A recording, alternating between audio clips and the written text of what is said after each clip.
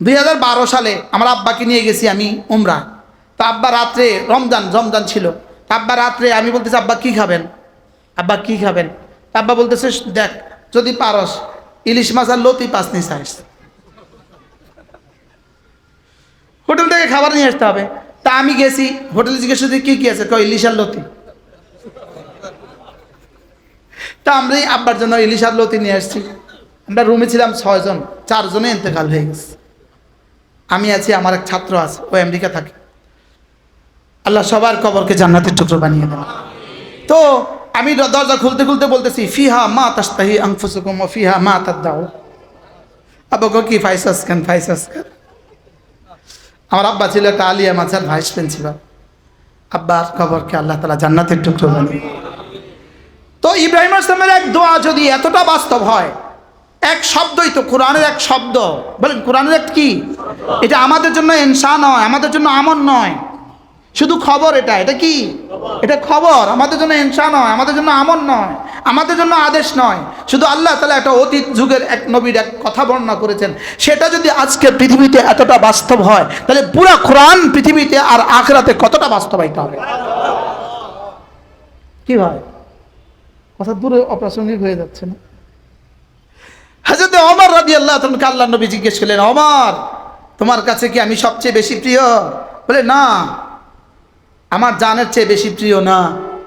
রাসূল বললেন ইদান লা ওমর, এখনো পূর্ণাঙ্গ মুসলমান হও নাই। কে কাকে বলেছেন? নবীজি কাকে? ওমর রাদিয়াল্লাহু। অথচ ওমর ফিল জান্নাহ, সার্টিফিকেট হয়ে গেছে। অথচ ওমর ফিল জান্নাহ, বলেন ওমর ফিল কি? ওমর জান্নাতি মানুষের মধ্যে কত নাম্বার? 2 নাম্বার। ইন্না শাইতান লা ইয়াখাফুক। ওমর শোনো, শয়তান তোমাকে ভয় পায়। আচ্ছা রাসূল যখন ওমরকে বলছে ওমর শয়তান তোমাকে ভয় পায়, হয়তো তোমার কাছে কেমন লাগছে? কি হয়? অথচ হযরত ওমরকে বলেন ইদান লা, না না এখনো তুমি পূর্ণাঙ্গ মুমিন হও নাই। হযরত ওমর ঘাবড়ায় গেলেন। মানে কি, কিভাবে সম্ভব? আমি এখনো পূর্ণাঙ্গ মুমিন হই নাই। হযরত ওমর নিজের দিকে ভেবে একটু পরে বললেন ইয়া রাসূলুল্লাহ, আমি সিদ্ধান্ত শোনাচ্ছি, আপনি আমার জীবনের চেয়েও বেশি প্রিয়। এবার রাসূল বলেন ইদান নাম, তবে তো হ্যাঁ, এখন তুমি পূর্ণাঙ্গ মুমিন। কি ভাই আমরা কত নম্বরের মুমিন হয়ে আছি? কত নম্বরে আছি? হযরত আনাস ইবনে মালিক রাদিয়াল্লাহু তাআলা একজন বিখ্যাত সাহাবী। এই সাহাবীকে তার মা 10 বছর বয়সে রাসূলের কাছে নিয়ে আসছে। কয় বছর বয়সে? 10 বছর বয়সে আল্লাহ নবীর কাছে নিয়ে আসছে। নিয়ে এসে বললেন ইয়া রাসূলুল্লাহ, আমি আমার ছেলেটাকে আপনার খেদমতে দিয়ে দিতে চাই। ও আপনার টুকিটাকি ফরমায়েশ পুরা করবে, ওর জন্য একটু দোয়া করে দেন। আল্লাহ নবী তার মাথায় হাত দিয়া দুটো শব্দ বললেন, আল্লাহুম্মা বারিক ফি মালি ওয়া আওলাদি। আল্লাহ ওর জান মালের মধ্যে বরকত দিয়ে দেন। হযরত আনাস ইবনে মালিক রাদিয়াল্লাহু তাআলা আনহু পৃথিবীর সর্বশেষ সাহাবী, যিনি সর্বশেষ বসরা নগরীতে ইন্তেকাল করেন। সর্বশেষ সাহাবী 98 হিজরিতে ইন্তেকাল করেন আনাস ইবনে মালিক রাদিয়াল্লাহু তাআলা আনহু। কোন কথার বরকতে বলেন? রাসূল কি করছেন? দোয়া করছেন কি? আল্লাহ তার জান মালের মধ্যে বরকত দিয়ে দাও। আমাদের নোয়াখালী ভাষা বলে আল্লাহ তার ভাতে পুতে বরকত দিয়ে দাও। ভাতে পুতে অর্থ কি জানেননি? ফুত মানে কি? আওলাদে। আর ভাত মানে কি? রিজিকে। আমাদের নোয়াখালী আপনাদের ভাষা দেশে বলেনি কেন? আল্লাহ তার ভাতে পুতে বরকত দাও। কয়নি কয় না বলা। হযরত আনাস ইবনে মালিক রাদিয়াল্লাহু তাআলা এক মওতের সময় তার সন্তান সন্ততি ছিল 100 জন। ঔরস জাত, নাতি নাতনি না, ঔরস জাত। নিজের সন্তান ছিল 100 জন, 78 জন ছেলে, 22 জন মেয়ে। তো রাসূলের এক এক শব্দ যদি এত বরকতপূর্ণ হয়, রাসূলের আনা পুরো দিন কত বরকতপূর্ণ বলেন। এবার পুরো দিনের বরকত কত? রাসূল করিম সাল্লাল্লাহু তাআলা আলাইহি ওয়াসাল্লামের ঘোষণা মতে, আল্লাহর নবীর বর্ণনা মতে, এই মুহূর্তে কোটি কোটি ফেরেশতা আমাদেরকে বেষ্টন করে আছে।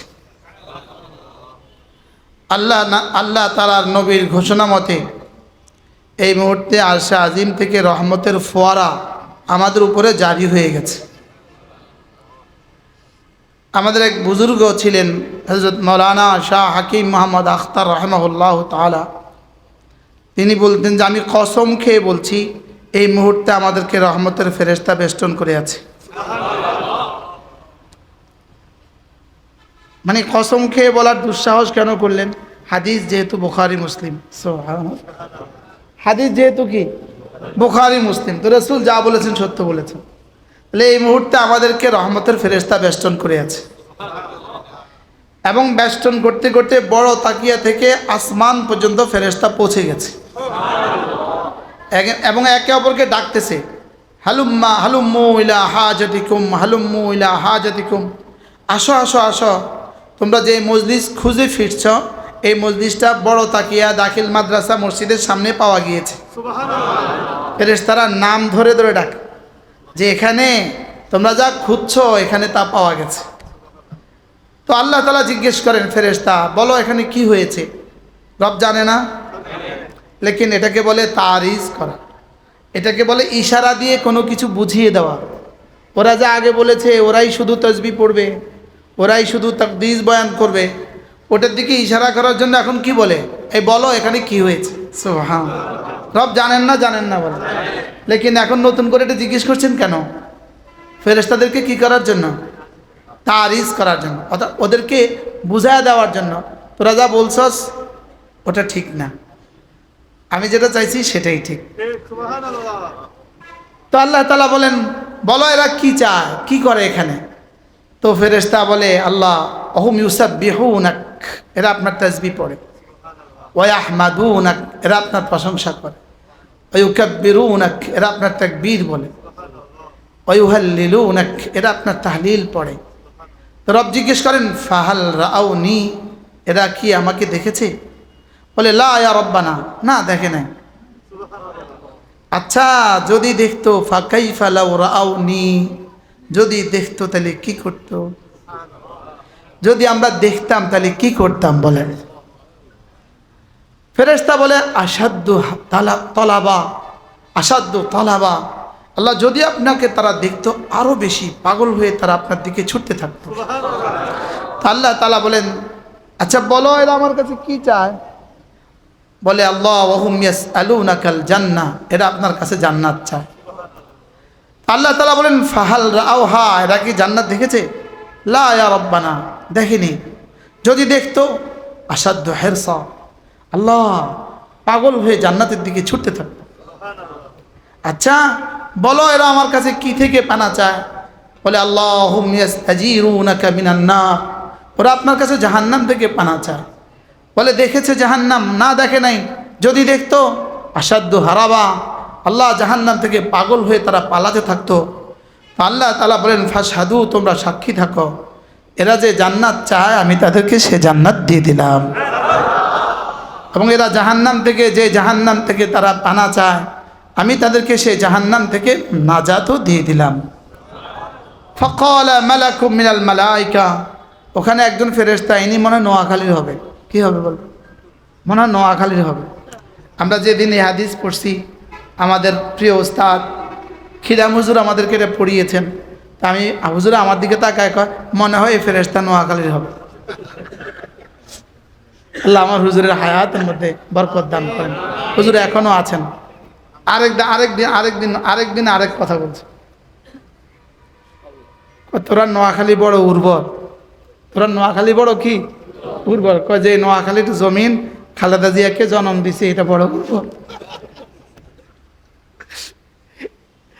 আল্লাহ ওয়াকালা মালাকুম মিনাল মালাইকা, একজন ফেরেশতা বলে উঠবে আল্লাহুম্মা ফীহিম রাজুল, আল্লাহ এদের মধ্যে একজন মানুষ আছে ফাকাদ জাআ লিহাজাতিহি, সে নিজের কোনো প্রয়োজনেই আসছে, নিজের কোনো কি, আমার হুজুর বলতেন সে বাদাম বেচতেই আসছে।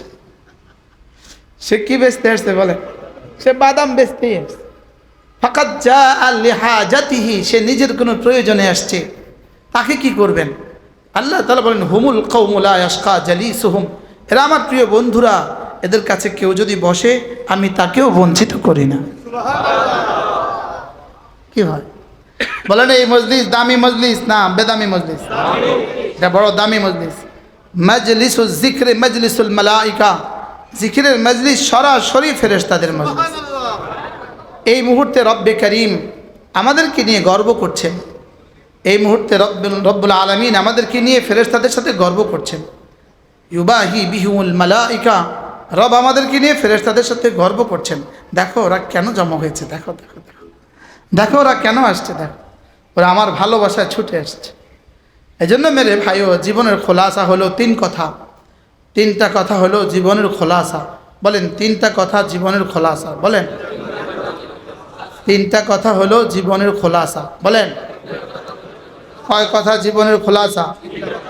এক নাম্বার হলো আল্লাহ তাআলাকে ভালোবাসা। এক নাম্বার কি বলেন? আল্লাহ তাআলাকে ভালোবাসা।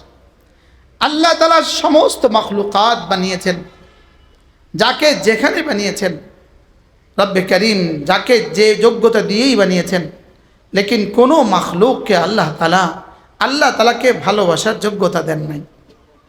ভালোবাসা নামক এই পদার্থটা, ভালোবাসা নামক এই বস্তুটা রব আর কাউকে দেন নাই। রবকে ভালোবাসার যোগ্যতা শুধুই মুমিনিনকে দিয়েছেন। বলেন রবকে ভালোবাসার যোগ্যতা কাকে দিয়েছেন? শুধু মুমিনিনকে রবকে ভালোবাসার যোগ্যতা দিয়েছেন। আর কোনো মানুষকেও আল্লাহ তাআলা আল্লাহকে ভালোবাসার যোগ্যতা দেন নাই।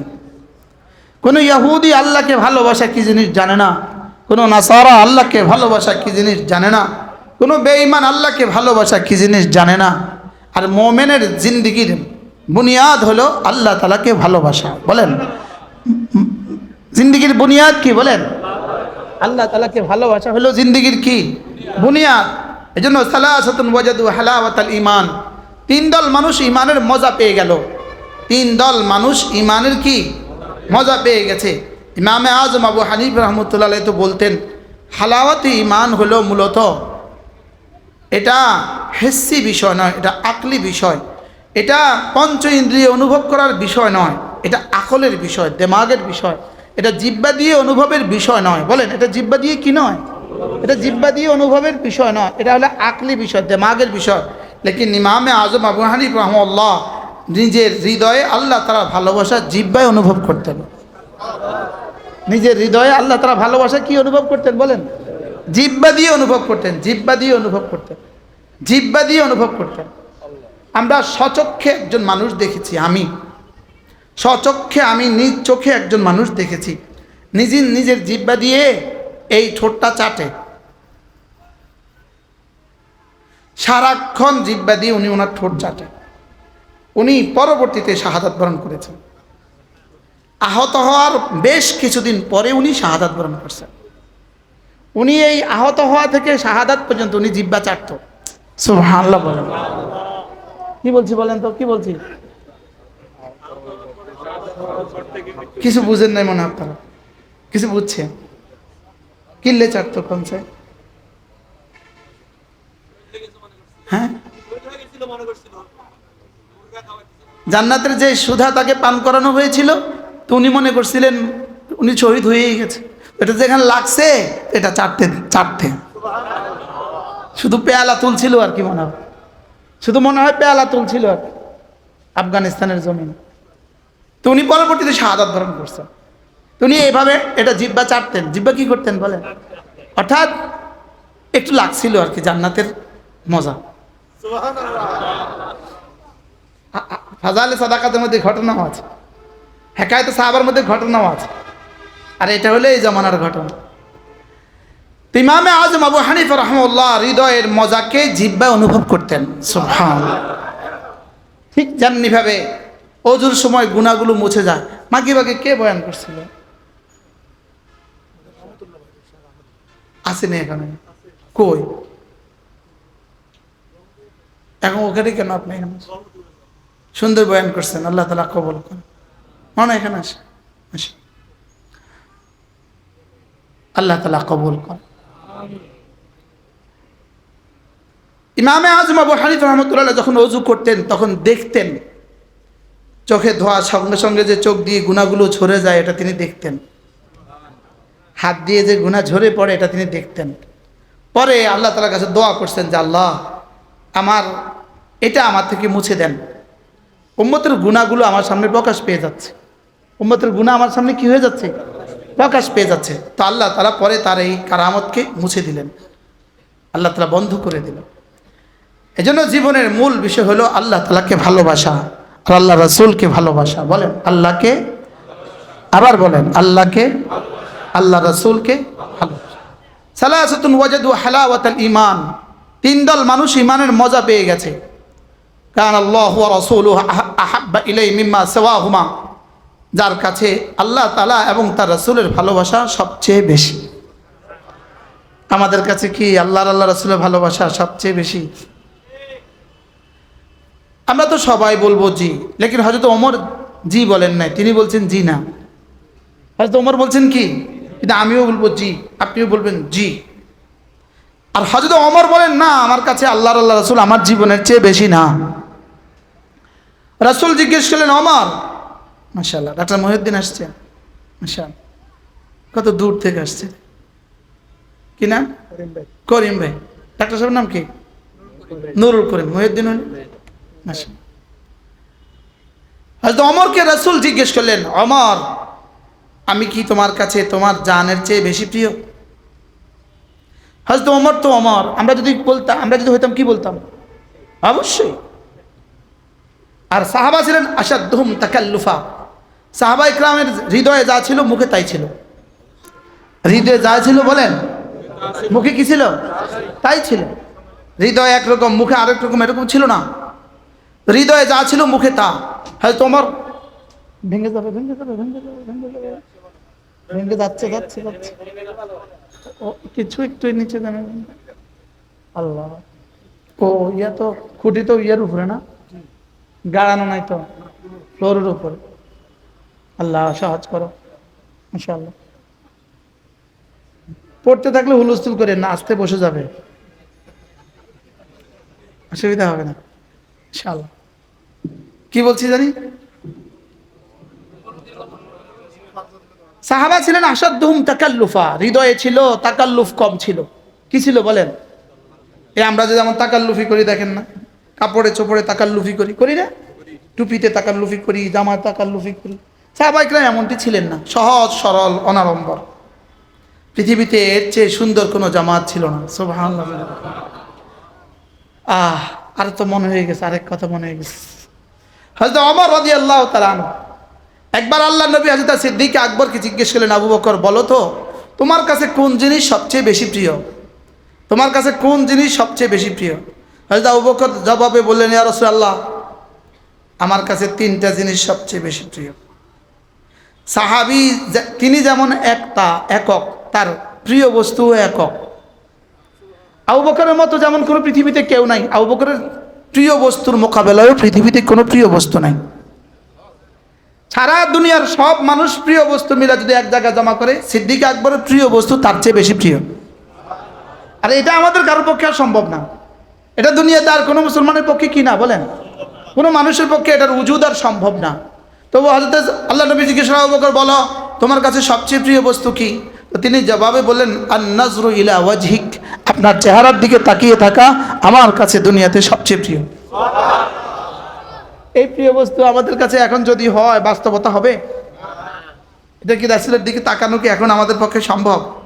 তো বলে আন নাজরু ইলা ওয়াজহিক ইয়া রাসূলুল্লাহ, আপনার চেহারার দিকে তাকিয়ে থাকা আমার কাছে দুনিয়াতে সবচেয়ে বেশি প্রিয়। বাহ বাহ, আবু বকরের প্রিয় বস্তুটা কেমন? আন নাজরু ইলা ওয়াজহিক। এবার বললেন, আচ্ছা তো বলো দ্বিতীয়টা কি? বলে আল ইনফাকু আলা আমরিক, আপনি যেখানে যেখানে দিতে বলেন সেখানে সেখানে আমার জীবনের শেষ বিন্দু দিয়ে দেওয়া আমার কাছে সবচেয়ে বেশি প্রিয়। কয়টা গেল? 3 নাম্বার, ওয়াবিনতি ফি বাইতিক, আমার বেটি আয়েশা আপনার ঘরে, এটা আমার কাছে অনেক প্রিয়। আবু বকর যেমন, আবু বকরের চাওয়াও তেমন। হযরত ওমরকে জিজ্ঞেস করলেন, ওমর বলো তোমার কাছে কোনটা বেশি প্রিয়?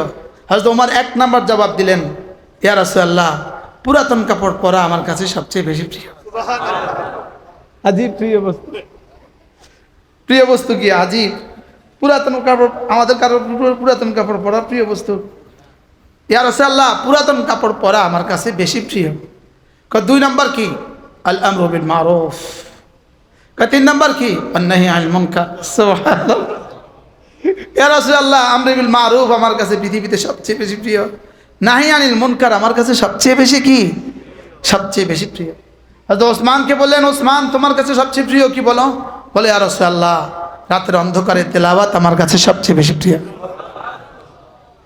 আর গরমের দিনে রোজা রাখা আমার কাছে সবচেয়ে বেশি প্রিয়, আর ইয়া রাসূলুল্লাহ, আল্লাহর রাস্তায় দান করা আমার কাছে সবচেয়ে বেশি প্রিয়।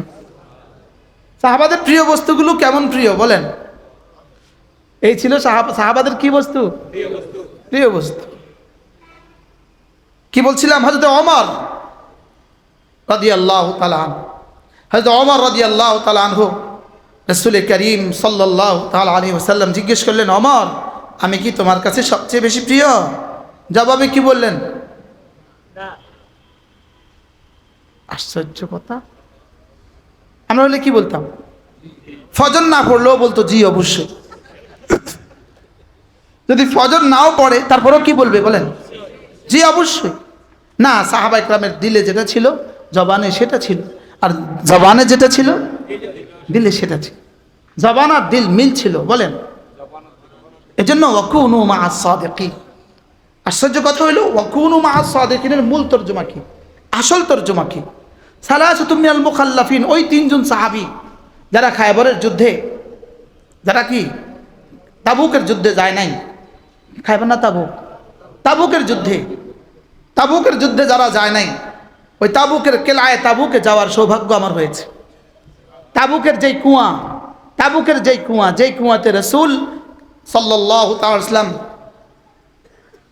সাহাবীদেরকে যেই কুয়া থেকে পানি তুলে দিয়েছিলেন, সাহাবারা এসে বলেন, ইয়া রাসূলুল্লাহ, কোনো পানির ব্যবস্থা নাই, আমরা এত মানুষ ওযু করবো কি দিয়ে, গোসল করবো কি দিয়ে, খাবো কি? শুধু একটা কুয়া আছে, এখানে একটা কূপ আছে, কিন্তু কূপের পানি অনেক নিচে, কূপের পানি কি অনেক নিচে, আমরা কি করব? আল্লাহ রাসূল বলেন, কোনোভাবে একটু পানি আমাকে সংগ্রহ করে দাও। রাসূল একটু পানি সংগ্রহ করছেন, রাসূল করিম সাল্লাল্লাহু তাআলা আলাইহি ওয়াসাল্লাম কুলি করে ওই কুয়াতে ফেলে দিয়েছেন, আর কুয়োর পানি উপরে উঠে গেছে। ওই কুয়া দেখার সৌভাগ্য আমার হয়েছে, আলহামদুলিল্লাহ। কুয়াতে এখন পানি নাই, কিন্তু কুয়াটা অবিকৃত অবস্থায়, কুয়ার জায়গায় কুয়া আছে।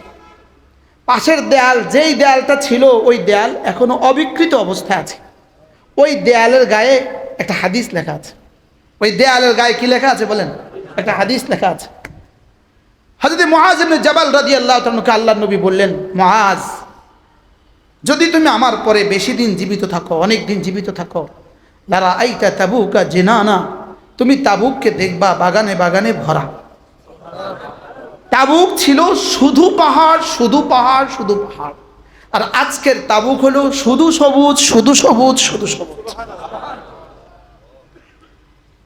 জায়তুন গাছ হয় ঘন পল্লব, ঘন ঘন জায়তুন গাছের পাতা ঘন হয়। আমাদের কাছে দেশে মেহেদি গাছ আছে না, মেহেদি বাগান আছে, মেহেদি গাছ আছে না, মেহেদি লাগায় যে, এই মেহেদি পাতার মতো জায়তুনের পাতা, এই গাছটা এমন ঘন হয়।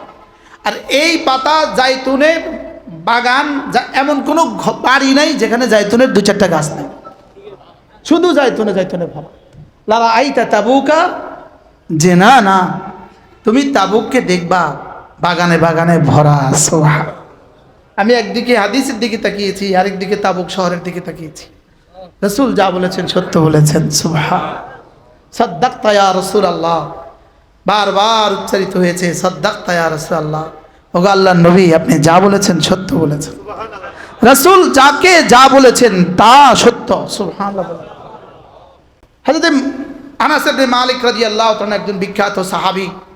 এই সাহাবীকে তার মা 10 বছর বয়সে রাসূলের কাছে নিয়ে আসছে। কয় বছর বয়সে? 10 বছর বয়সে আল্লাহর নবীর কাছে নিয়ে আসছে। নিয়ে এসে বললেন, ইয়া রাসূলুল্লাহ, আমি আমার ছেলেটাকে আপনার খেদমতে দিয়ে দিতে চাই, ও আপনার টুকিটাকি ফরমায়েশ পুরা করবে, ওর জন্য একটু দোয়া করে দেন। আল্লাহর নবী তার মাথায় হাত দিয়া দুটো শব্দ বললেন, আল্লাহুম্মা বারিক ফি মালিহি ওয়া আওলাদিহি, আল্লাহ ওর জান মালের মধ্যে বরকত দিয়ে দেন। হযরতে আনাস ইবনে মালিক রাদিয়াল্লাহু তাআলা আনহু পৃথিবীর সর্বশেষ সাহাবী, যিনি সর্বশেষ বসরা নগরীতে ইন্তেকাল করেন, সর্বশেষ সাহাবী, 98 হিজরিতে ইন্তেকাল করেন আনাস ইবনে মালিক রাদিয়াল্লাহু তাআলা আনহু। কোন কথার বরকতে বলেন? রাসূল কি করছেন? দোয়া করছেন কি? আল্লাহ তার জান মালের মধ্যে বরকত দিয়ে দাও। আমাদের নোয়াখালী ভাষা বলে আল্লাহ তার ভাতে পুতে বরকত দিয়ে দাও। ভাতে পুতে অর্থ কি জানেননি? ফুত মানে কি? আওলাদে। আর ভাত মানে কি? রিজিকে। আমাদের নোয়াখালী আপনাদের ভাষা দেশে বলেনি কেন? আল্লাহ তার ভাতে পুতে বরকত দাও। কয়নি কয় না বলা। হযরত আনাস ইবনে মালিক রাদিয়াল্লাহু তাআলা এক মওতের সময় তার সন্তান সন্ততি ছিল 100 জন। ঔরস জাত, নাতি নাতনি না, ঔরস জাত। নিজের সন্তান ছিল 100 জন, 78 জন ছেলে, 22 জন মেয়ে। তো রাসূলের এক এক শব্দ যদি এত বরকতপূর্ণ হয়, রাসূলের আনা পুরো দিন কত বরকতপূর্ণ বলেন। এবার পুরো দিনের বরকত কত? যেমন ধরেন কোরআনে কারীমের একটা আয়াত আছে, হযরত খলিল আলাইহিস সালামের একটা দোয়া আছে, যেটা কোরআন নকল করেছে, আমাদেরকে শুনিয়েছে। কোরআন শুধু ওই শব্দ আমাদেরকে কি করেছে? এটা মুস্তাকিল কোনো বিষয় নয়। এটা কোরআনের এই জামানার জন্য মুস্তাকিল কোনো নির্দেশনা নয়। এটা শুধুই ইব্রাহিম আলাইহিস সালামের একটা দোয়া। আল্লাহ তাআলার কাছে এতটা পছন্দ হয়েছে, আল্লাহ তাআলা ইব্রাহিম আলাইহিস সালামের রেফারেন্সে তার হাওলা দিয়ে কোরআনে নাজিল করে দিয়েছে। এটা কোনো আজকের কোনো প্রয়োজনীয় বিষয় নয় বলেন। এটা আজকের কোনো কি নয় বলেন। লেকিন এটা কার দোয়া? ইব্রাহিম আলাইহিস সালামের দোয়া। আল্লাহর কাছে কি হয়েছে? পছন্দ হয়েছে, কবুল হয়েছে। এই জন্য আল্লাহ তাআলা ওই দোয়াটা কি করছেন? কোরআনে ওহী নাজিল করে ইব্রাহিম আলাইহিস সালামের রেফারেন্সে আমাদের কাছে পাঠিয়েছেন। দোয়াটা কি? ওয়ারযুক আহলাহু মিনাত তামারাত। আল্লাহ এই জনপদকে আপনি ফল দিয়ে রিজিক দান করেন। এখন এই দোয়াটা কি আপনাদের জন্য আমার জন্য করা ফরজ? না, বলেন না। ফরজ, ওয়াজিব, সুন্নাত মুআক্কাদা, মুস্তাহাব, নফল না, নফল না। এটাই ইব্রাহিম আলাইহিস সালামের দোয়া আল্লাহ তাআলা নকল করেছেন। লেকিন এক দোয়া, খলিল আলাইহিস সালামের এক দোয়া, যেটাকে রব খুশি হয়ে নকল করেছেন, সেটার বাস্তবতা আজকে পৃথিবীতে কেমন বলেন? বুঝতে পারতেছি না মনে হয়। ওটা বাস্তবতা আজকের দুনিয়ায় কেমন? মক্কাতে ফল, জবাব দেন। মক্কাতে কয়টা ফল পাওয়া যায়? হয় কয়টা? হয় না একটাও। পাওয়া যায় কয়টা? পৃথিবীতে যা জন্ম হয় সবটা। বলেন ওখানে উৎপাদিত হয় কয়টা? একটাও না। এবার পাওয়া যায় কয়টা? পৃথিবীতে যত ফল হয় এই আপনাদের মিরসরার গাব মক্কা শরীফে পাওয়া যায়। মিরসরার ছোট ছোট পেয়ারাগুলো মক্কা শরীফে পাওয়া যায়। আপনি যা যদি জিজ্ঞেস করেন মক্কা শরীফে কি পেয়ারা আছে, বলবে হ মিরসরাইটাও আছে। 2012 সালে আমার আব্বাকে নিয়ে গেছি আমি উমরা। তো আব্বা রাত্রে রমজান ছিল। আব্বা রাত্রে আমি বলতেছি আব্বা কি খাবেন? আব্বা কি খাবেন? আব্বা বলতেছে দেখ যদি পারস ইলিশ মাছ আর লতি পাসনি চাইস, হোটেল থেকে খাবার নিয়ে আসতে হবে। তা আমি গেছি হোটেলে, জিজ্ঞেস করছি কি কি আছে, ইলিশ আর লতি। তা আমরা আব্বার জন্য ইলিশ আর লতি নিয়ে আসছি। আমরা রুমে ছিলাম 6 জন, 4 জনে ইন্তেকাল হয়ে গেছে। আমি আছি, আমার এক ছাত্র আছে, ও আমেরিকা থাকে। আল্লাহ সবার কবরকে জান্নাতের টুকরো বানিয়ে দেন।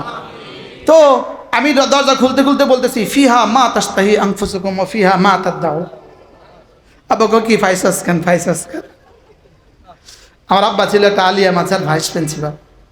আব্বার কবরকে আল্লাহ তাআলা জান্নাতের টুকরো বানিয়ে। তো ইব্রাহিম আলাইহিস সালামের এক দোয়া যদি এতটা বাস্তব হয়, এক শব্দই তো কোরআনের এক শব্দ, বলেন কোরআনের এক কি? এটা আমাদের জন্য ইনসা নয়, আমাদের জন্য আমল নয়, শুধু খবর। এটা কি? এটা খবর। আমাদের জন্য ইনসা নয়, আমাদের জন্য আমল নয়, আমাদের জন্য আদেশ নয়। শুধু আল্লাহ তাআলা একটা অতীত যুগের এক নবীর এক কথা বর্ণনা করেছেন।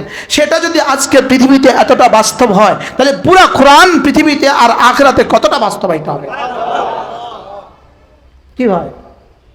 কথা দূরে অপ্রাসঙ্গিক হয়ে যাচ্ছে না? হযরত ওমর রাদিয়াল্লাহু তাআলা আল্লাহর নবী জিজ্ঞেস করলেন, ওমর তোমার কাছে কি আমি সবচেয়ে বেশি প্রিয়? বলে না, আমার জানের চেয়ে বেশি প্রিয় না। রাসূল বলেন ইদান লা ওমর, এখনো পূর্ণাঙ্গ মুসলমান হও নাই। কে কাকে বলেছেন? নবীজি কাকে? ওমর রাদিয়াল্লাহু। অথচ ওমর ফিল জান্নাহ, সার্টিফিকেট হয়ে গেছে। অথচ ওমর ফিল জান্নাহ, বলেন ওমর ফিল কি? ওমর জান্নাতি মানুষের মধ্যে কত নাম্বার? 2 নাম্বার। ইন্না শাইতান লা ইয়াখাফুক, ওমর শোনো, শয়তান তোমাকে ভয় পায়। আচ্ছা, রাসূল যখন ওমরকে বলছে ওমর শয়তান তোমাকে ভয় পায়, হয়তো তোমার কাছে কেমন লাগছে? কি হয়? অথচ যদি ওমরকে বলেন ইদান লা, না না এখনো তুমি পূর্ণাঙ্গ মুমিন হও নাই, হয়তো ওমর ঘাবড়ায় গেলেন।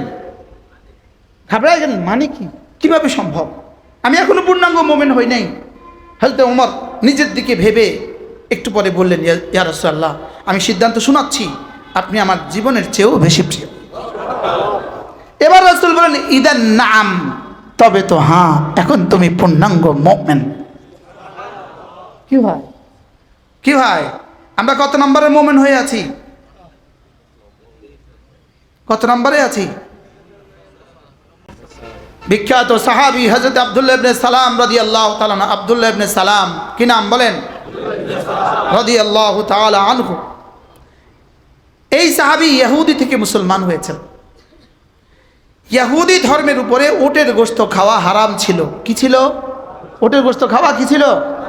আমাদের জন্য উটের গোশত খাওয়া ফরজ না।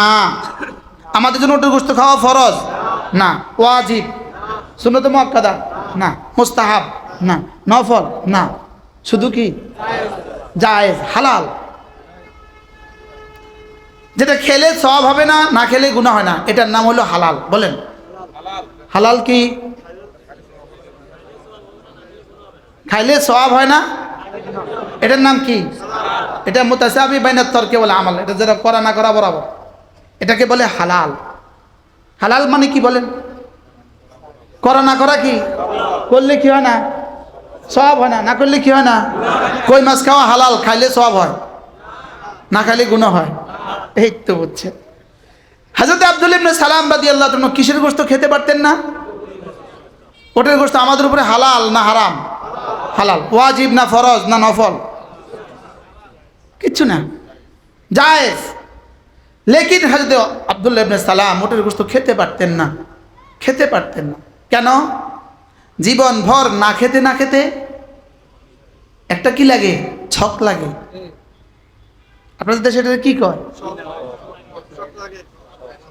শখ লাগে। ভক্তি লাগে না, ভাল লাগে না। না খেতে না খেতে এখন কি লাগে? আমাদের কাছে অনেকেই কিন্তু খাসির গোশত খায় না, অনেকে টাকি মাছ খায় না, আছে না নাই বলে? এই আর কি। কেন খায় না নিজেও জানে না কেন খায় না, খাই না। খান না খেলে এমনি, বাস্তব না বাস্তব? হযরত আব্দুল্লাহ ইবনে সালাম উটের গোশত খেতে পারতেন না। জীবন ভর না খেতে না খেতে এখন আর খেতে পারতেন না, খান না, তিনি খান না। সাহাবায়ে কেরাম তাকে অনেক বুঝালেন, অনেক শুধালেন, শুনেন আপনি তো এখন মুসলমান হয়েছেন, এখন খান। ইহুদি ধর্মে থাকাকালীন খেতেন না, এখন খান। এখন তো খেতে হবে, এটা উটের গোশত ভালো মজার জিনিস, হ্যাঁ জায়েজ জিনিস, খান। উটের গোশত একটা গোশত, যে গোশত খেলে কখনোই কোনো ক্ষতি হয় না। সুবহানাল্লাহ বলেন। কি হয় না বলেন? উটের গোশত খেলে কি হয় না বলেন? ক্ষতি হয়। আরেকটা কমন বিষয় হলো কোরআনে কারিমে যেই হালাল যে দ্রব্যগুলোর নাম লিখেছেন, নাম ধরেছে, কোরআন যেই দ্রব্যগুলোর নাম ধরেছে এগুলোর মধ্যে অন্য কিছুর থেকে ফজিলত বেশি এবং উপকারিতা বেশি। সুবহানাল্লাহ বলেন। উপকারিতা কি বেশি? উপকারিতা এই জন্য তিন জাইতুন, এই জন্য তিনের উপকারিতা অনেক, জাইতুনের উপকারিতা অনেক। সুবহানাল্লাহ। কি প্রসঙ্গ কত কথা আয়া পড়ে। হযরত আব্দুল্লাহ ইবনে সালাম কি খান না? ওটার গোশত জায়েজ না হারাম? আর আগের জমানায় কি ছিল? হারাম ছিল। ইহুদিদের উপরে কি ছিল? এখনো হারাম, এখনো ইহুদিরা ওটের গোশত খায় না। সাথীরা এসে, সাহাবায়ে কেরাম এসে রাসূলের কাছে অভিযোগ করলেন, ইয়া রাসূলুল্লাহ, আব্দুল্লাহর কি যে হয়ে গেল, আব্দুল্লাহ তো ওটের গোশত খায় না। আচ্ছা আমাদের কাছে বললে আমরা কি বলতাম? যদি আপনি এসে বলেন হুজুর এই ভাই ওটের গোশত খায় না, আমি হ্যাঁ ওটের গোশত খায় না, তোমার কি, তোমার অসুবিধা কি, বাদ দাও, আপনি এটা বলতাম না? বেশি আদর লাগলে তারে বুঝায় কইতাম, বাবা কি হয়েছে, আজকে আমার দস্তখানে বইবা, আমার লগে ওটার গোশত খাইবা। এটাই তো সাধারণ একটা বিষয় না? উটের গোস্ত খায় না, এটা কি সাধারণ বিষয় না অসাধারণ বিষয়? বলেন কদ্দুর সাধারণ? একেবারে সাধারণ।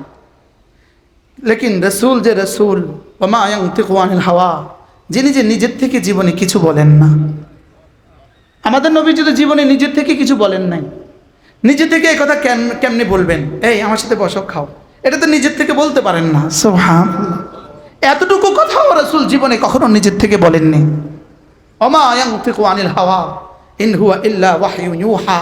হয় জিবরিল সরাসরি আরশ আজিম থেকে লৌহে মাহফুজ থেকে নিয়ে আসছে, অথবা আল্লাহ তাআলার হৃদয়ে যেটা ঢেলে দিয়েছেন সেটা বলেছেন, এর বাইরে কোনো কথা বলেননি। রাসূল বলেন অপেক্ষা করো দেখি জিবরিল কি বলে। সমস্যা কদ্দূর? কিরকম সিম্পল, একদম সাধারণ। লেকিন সমাধানের জবাব চাচ্ছেন কার কাছ থেকে? আরশ আজিমের মালিকের কাছ থেকে। জিবরিল আয়া পড়লো, সুবহানাল্লাহ। কইতে দেরি জিবরিল আইতে দেরি হয় না, সুবহানাল্লাহ বলেন। এরা রাসূলের সাথে রবের কথা হয়েছে, ইয়া রবের কথা হয়েছে। আপনাকে আপনার উম্মত কোনোদিন কোনো প্রশ্ন করবে না, যখনই করে আমি সমাধান পাঠাবো। সুবহানাল্লাহ বলেন। আমি কি পাঠাবো? আমি সমাধান পাঠাবো। জিবরিল আসছে, আয়েশা আয়াত নাযিল করলেন, ইয়া আইয়ুহাল্লাযীনা আমানু, ইয়া আইয়ুহাল্লাযীনা আমানু দুখুলু ফিস সিলমি কাফা। হে ঈমানওয়ালারা, তোমরা না ইসলামে পুরা পুরা দাখিল হয়ে যাও। সুবহানাল্লাহ। আচ্ছা, আয়াত বলা উচিত ছিল কি? ইয়া আব্দুল্লাহ ইবনে সালাম, ইয়া আব্দুল্লাহ ইবনে সালাম কুল মিন লাহমিল ইবিল। হে আব্দুল্লাহ ইবনে সালাম, আজকে উটের গোশত খাও।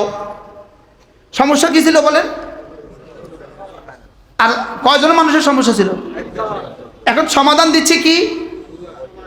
কিয়ামত পর্যন্ত আনেওয়ালা গোটা মানব জাতির জন্য রব্বে করিম সমাধান পাঠালেন, ইয়া আইয়ুহাল্লাযীনা আমানু, হে ঈমানওয়ালারা।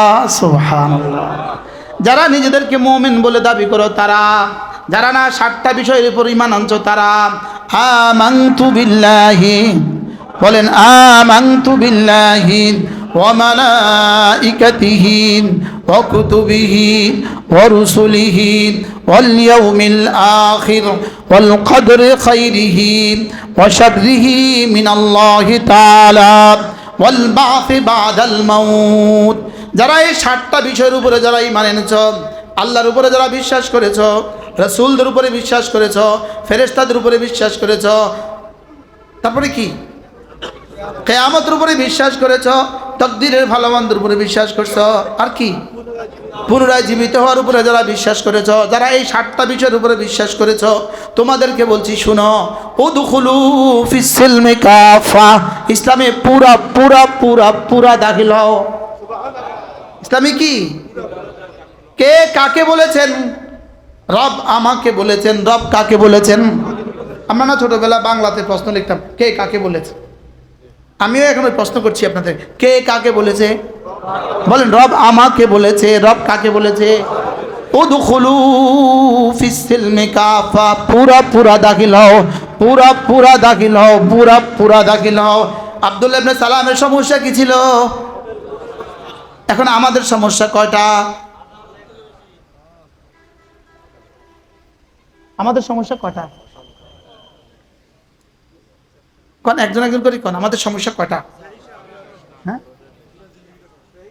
এবার আমরা নুরুল আনোয়ারে একটা মাসালা পড়ছি, আলাম রুইয়া তাকরার, আমর তাকরার হয়, আমর তাকরার হয়। আমরা একটা মাসালা পড়ছি, আমর তাকরার হয়। আমর কি হয়?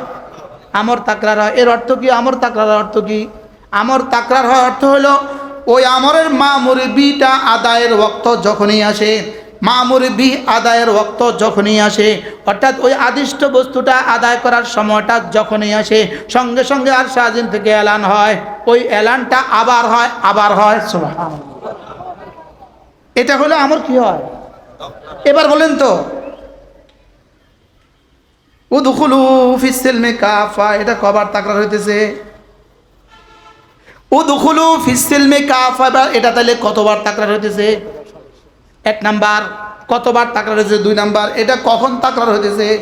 নামাজের আদেশ, নামাজ আদায়ের সময় আসলে নামাজ আদায়ের হুকুম তাকরার হয়, নামাজ আদায়ের সময় হলে নামাজ আদায়ের হুকুম তাকরার হয়, আমর তাকরার হয়। রোজা আদায়ের সময় হলে রোজা আদায়ের হুকুম তাকরার হয়। হজ আদায়ের সময় হয়ে গেছে, হজ আদায়ের আমর তাকরার হয়। এবার বলেন তো উদখুলু ফিস-সিলমি কাফা, এ আমর তাকরার হচ্ছে কতবার এবং কখন কখন? এ আমর যেন তাকরার হচ্ছে 24 ঘন্টার প্রতিটা মিনিটের প্রতিটা সেকেন্ডে। এটা তো শুধু একটা বিষয় নয়, একটা আদায়ের বিষয় নয়, এটা পুরোটা আদায়ের বিষয় যে তোমার জীবনে তুমি ইসলামে পুরা দাখিল হও। কি দাখিল হও বলেন? আমি কদ্দুর দাখিল হয়ে আছি? জোহর আছে তো আসর নাই, আসর আছে তো মাগরিব নেই। বাস্তব না বাস্তব বলেন? আমরা কতটুকু দাখিল হয়ে আছি? এই জন্য আল্লাহ তাআলা বলেন উদখুলু ফিস-সিলমি কাফা, পড়েন মুখস্থ করেন, উদখুলু ফিস-সিলমি কাফা, পুরা দাখিল হও। বলেন পুরা দাখিল হও, পুরা দাখিল হও, পুরা দাখিল হও। হযরত আব্দুল্লাহ ইবনে সালাম কয়টা ছাড়ছিলেন? কয়টা? আমরা কয়টা ছাড়ছি? তাহলে আমাদের উপরে এই নির্দেশটা কেমন চলছে? এই আমরটা আমাদের জন্য কতবার রিপিট হচ্ছে, কতবার রিভাইজ হচ্ছে আমার জন্য এই আমরটা? উদখুলু ফিস-সিলমি কাফা। আল্লাহ আমাদেরকে মুকাম্মাল মুসলিম না বানিয়ে কবরে দিও না। এজন্য ওয়ালা তামুতুন্না ইল্লা ওয়া আনতুম মুসলিমুন। আশ্চর্য বিষয়, এখানে ওয়ালা তামুতুন্না বলেছে, খবরদার তোমরা মরিও না। ওয়ালা তামুতুন্না, তোমরা মরিও না। বলেন তোমরা কি? মুসলমান না হয়ে মরিও না। এই যেই বিষয়ে কোনো বান্দার এখতিয়ার নাই, এই বিষয়ে নাহি ওয়ারেদ হয় না। যেই বিষয়ে বান্দার এখতিয়ার নাই, এই বিষয়ে নাহি ওয়ারেদ হয় না। তাহলে তুমি মরিও না, এটা কেমনে বলছে? এই আমরা এই তুই মরিস না, এটা বুঝে একটা কথা মনে বুঝেন না? হ্যাঁ, এটা কি কথা ঠিক হয়েছে নি? তুমি মরিও না, এই কথা কওয়া ঠিক হয়েছে নি? কিনলিগা? আরে ধরো মরার এখতিয়ার নাই তো আমার কি নাই তো বলেন? যে বিষয়ে বান্দার এখতিয়ার নাই, এই বিষয়ে বান্দাকে কি করা যায় না? নিষেধাজ্ঞা করা যায় না। 2 বছরের বাচ্চা, 1 বছরের বাচ্চা এখনো বিছনা ছুঁয়ে রয়েছে, এই বাচ্চা আলমারি থেকে চকলেট নিতে পারে না। ওই বাচ্চারা আপনি ওয়াজ করতেছেন, এই শুনো তুমি কিন্তু আলমারি থেকে চকলেট নিবে না। আরেকজনে কি বলবে? বুঝে গেছো তো পাগল, এটা নিব কেমন আলমারি থেকে চকলেট? এটা তো উঠতে পারে না, এটা তো উঠতেই পারে না, আলমারি থেকে চকলেট নিবে কিভাবে? তাহলে বোঝা গেছে যে বিষয়ে এখতিয়ার নাই, বলেন এই বিষয়ে কি ওয়ারিদ হয় না? নাহি ওয়ারিদ হয় না। যে বিষয়ে এখতিয়ার নাই, এই বিষয়ে নিষেধাজ্ঞা করা যায় না। 1 বছরের বাচ্চাকে বলা যায় না তুই গাছ থেকে আম পারবি না, এটা বলা কেন? ও গাছে উঠতেই তো পারে না, ও পারবে কোথেকে? অন্ধকে নসিহত করতে, অন্ধ এই শোন, তুই কিন্তু জীবনে কোনো মেয়ের দিকে তাকাইস না। তোর মাথা খারাপ বেটা, আমি মেয়ের দিকে তাকাবো কিভাবে? তাইলে বোঝা গেছে যে বিষয়ের নিষেধাজ্ঞা আরোপিত হয় ওই বিষয় কি থাকতে হয়? এখতিয়ারে থাকতে হয়, ওই বিষয়ের উপরে ক্ষমতা থাকতে হয়। ক্ষমতা না থাকলে কি? যেমন আমি ইমাম সাহেব, আমি যদি বলি আমি দুর্নীতি করি না, কমিটি গেছি না, আপনি দুর্নীতি করেন না করেন, কারণ আপনি দুর্নীতি কোনো সুযোগ আছে? আপনি জীবনে ঠিকাদারির সুযোগ পাইছেন? হ্যাঁ, ঠিকাদারি যে সুযোগ পায়, সে যদি বলে আমি দুর্নীতি করি না, ঠিক আছে, মনে হয় বুঝেন না। একজন নামাজে দাঁড়াইছে 5 মিনিট, 5 মিনিট নামাজ শেষ করে বলে আল্লাহর কসম এই 5 মিনিট একটা মিশা কথাও কই না। এটা বলা যাবে কেন?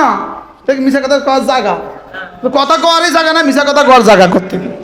তাহলে বোঝা গেছে যে বিষয়ে এখতিয়ার থাকে না, এই বিষয়ে কি দেওয়া যায় না? নিষেধাজ্ঞা আরোপ করা। ওয়ালা তামুতুন্না, তুমি মরবা না। ওয়ালা তামুতুন্না, খবরদার তুমি মরবা না। ইল্লা ওয়া আনতুম মুসলিমুন, মুসলমান না হয়ে মরবা না। তাইলেই বোঝা গেছে মূলত মাসালা কি? আমি মরবো না, এটা তো আল্লাহ বলতে পারেন না। তাইলে তরজমা কি হবে? তরজমা হবে অবশ্যই তুমি একদিন তুমি মরবা, তবে তুমি 100 ভাগ এখনই মুসলমান হয়ে যাও, মুসলমান হয়েই তবে মর। মুসলমান হয়েই কি? তাহলে মুসলমান হইতে বলছে কখন? এখন। আর মরবা কখন? যখন মওত আসে তখন। মওত আসবে যখন, মরবা কি তখন। এই একটা প্রশ্ন, মওত কখন আসবে? কার মওত কখন আসবে? আমি 1 সেকেন্ডে জবাব দিব। কার মওত কখন আসবে বলেন, প্রশ্ন করেন, বলেন। আপনি কবেন আমার মত কখন আসবে, আপনি এখন কার মত কখন আসবে বলেন, সবাই বলেন। আপনি তো করলেন না, বলেন সবাই বলেন। স্টেজে যারা আছে তারা কন না, সাহস করে জিজ্ঞান না, বলে হুজুর আমার মত কখন আসবে। আমার মত আর আপনাদের মত সকলের মত আসবে দুই নামাজের মধ্যখানে।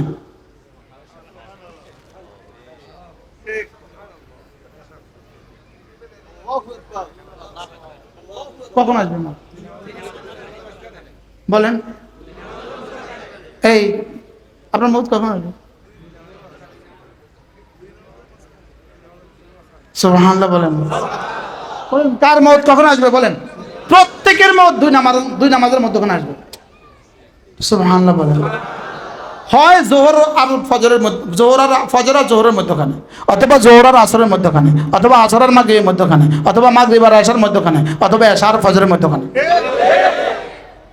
মিলছে তো?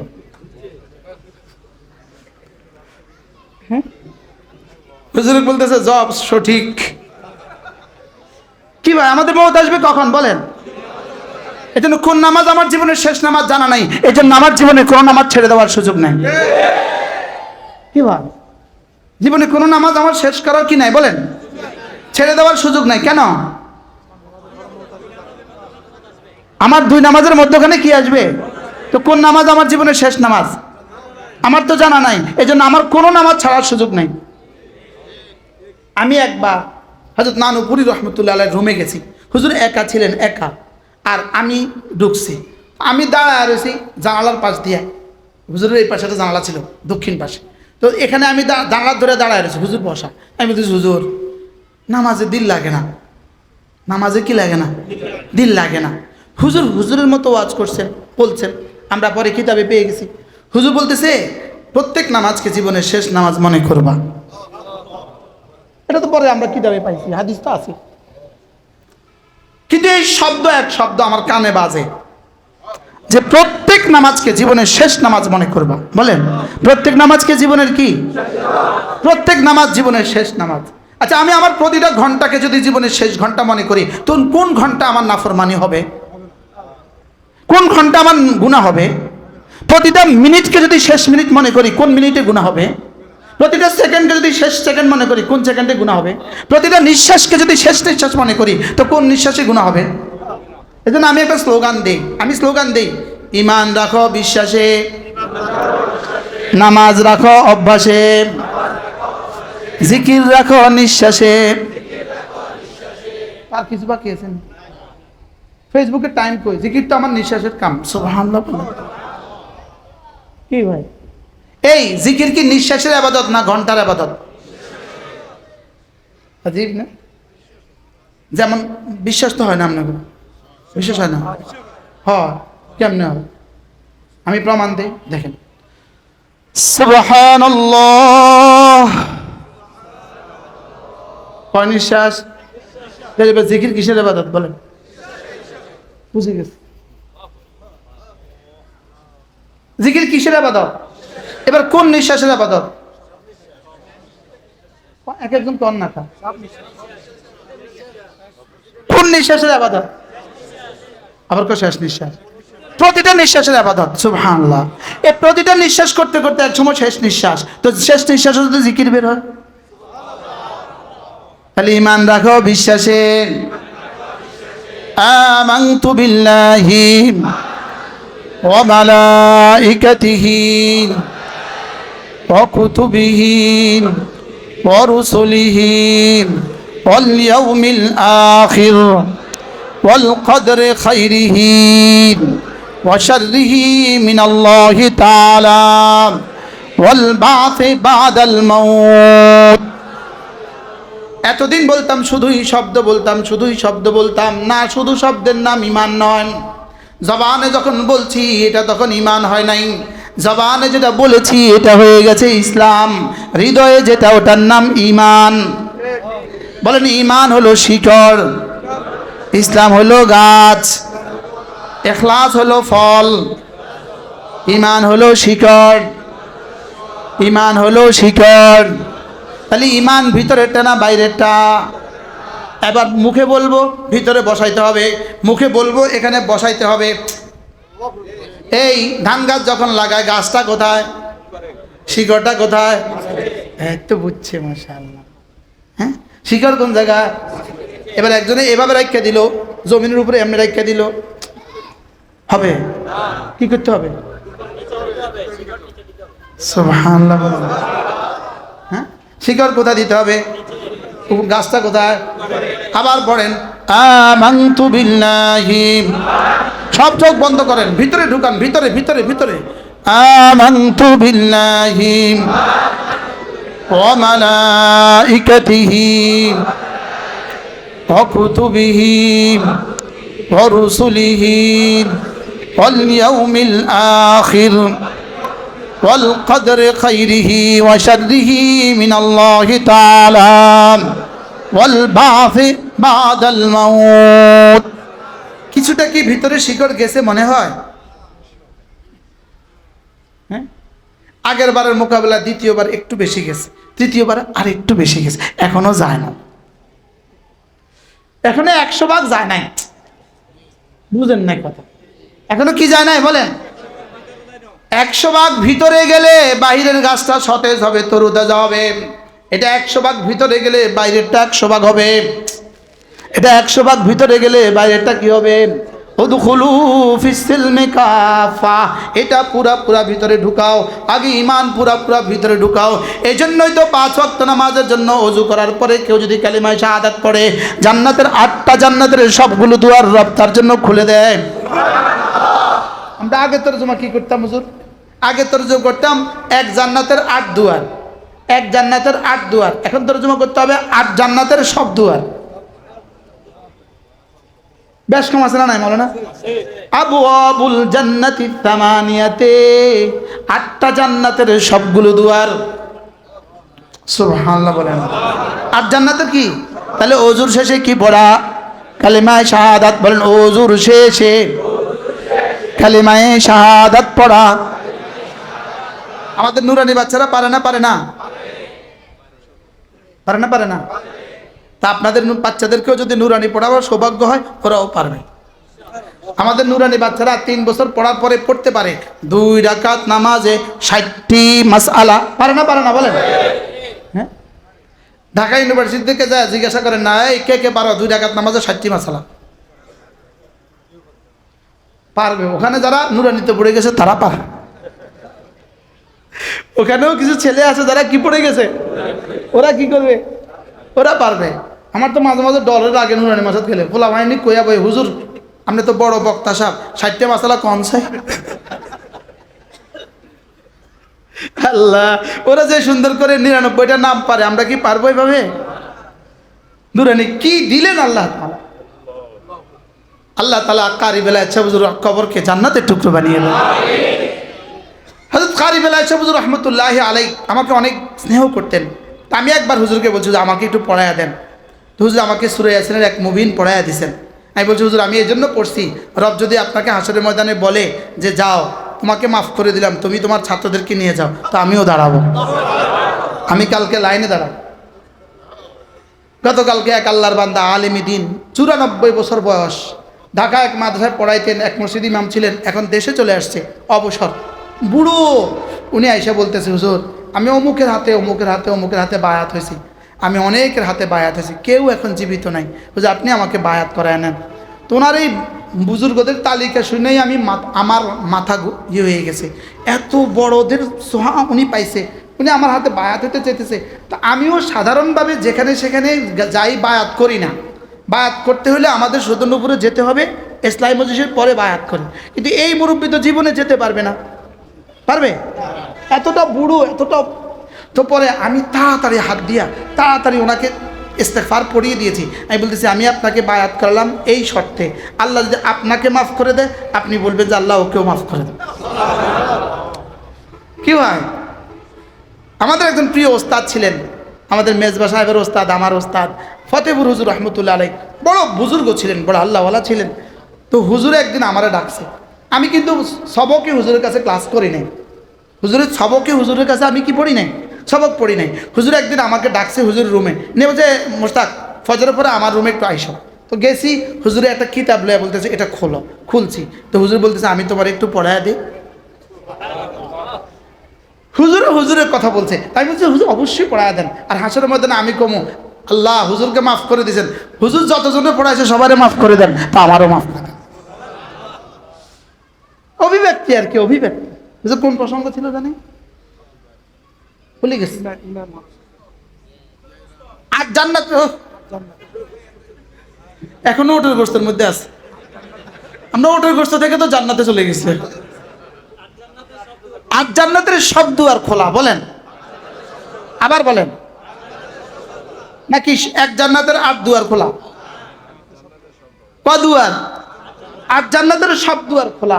প্রশ্ন হবে হুজুর একটা বাক্য 8টা জান্নাতের সবগুলো দুয়ার খুলে দিবে, তাহলে বোঝা গেছে এই বাক্যটা 8টা জান্নাতের চেয়েও দামি। কি হয় এই বাক্যটা? কি 8টা জান্নাতের চেয়েও কি দামি? এবার বলবে হুজুর জান্নাতের চেয়ে আবার দামি হয় কেন? প্রশ্ন, জান্নাতের চেয়ে আবার দামি হয় কেন? জান্নাতের চেয়ে দামি হবে না কেন? জান্নাত তো পুরস্কার, এটা তো কর্ম, কর্মের চেয়ে পুরস্কার কখনো বেশি দামি হয় না। সুবহানাল্লাহ বলেন না? তাহলে বোঝা গেছে কালেমায়ে শাহাদাতের দাম কত। সুবহানাল্লাহ বলেন।